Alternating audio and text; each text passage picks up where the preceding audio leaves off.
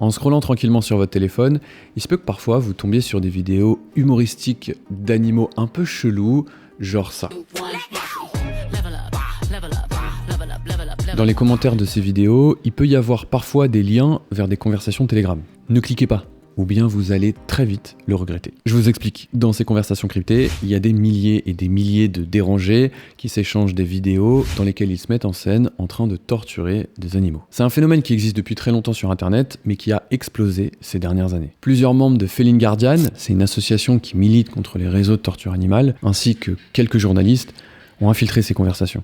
Et ce qu'ils ont découvert est difficile à imaginer. Il y a des vidéos de toutes sortes d'animaux, des chats, des chiens, des hamsters, des lapins et même des singes qui sont brûlés vifs, ébouillantés, démembrés, les entrailles arrachées. Bref, c'est l'horreur absolue. Pas mal de membres ont fait de cette activité un véritable business en proposant des vidéos sur mesure. En gros, les clients peuvent commander une vidéo en choisissant l'animal, le mode de torture, la durée et la mise à mort. Dans les groupes les plus extrêmes, les administrateurs demandent aux nouveaux membres de partager une vidéo dans laquelle ils se mettent en scène en train de torturer un animal pour pouvoir entrer dans la communauté. Ils organisent parfois des compétitions pour récompenser celui qui proposerait le type de torture le plus inventif ou encore celui qui serait capable de tuer le plus d'animaux en un temps record.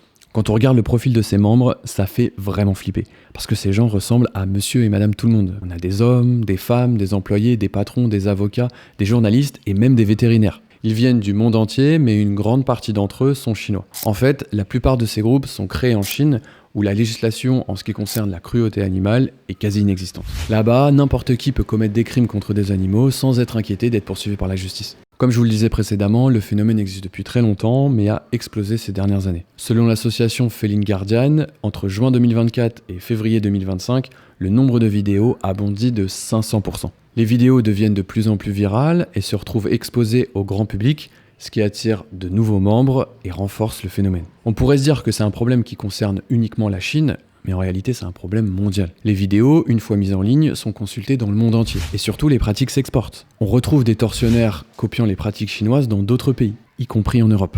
Il y a autre chose qui devrait vous inquiéter. Feline Guardian a identifié la présence de plus en plus importante d'enfants dans ces groupes. Le fait que nos jeunes soient exposés à ce type de violence doit être pris très au sérieux. Plusieurs études montrent que les enfants qui assistent à des actes de cruauté envers les animaux ont plus de risques de commettre à leur tour des violences envers des animaux, mais aussi envers d'autres personnes. Et ce lien concerne aussi les adultes. Dans pas mal de cas, la mise à mort d'animaux est une première étape avant de passer à l'acte.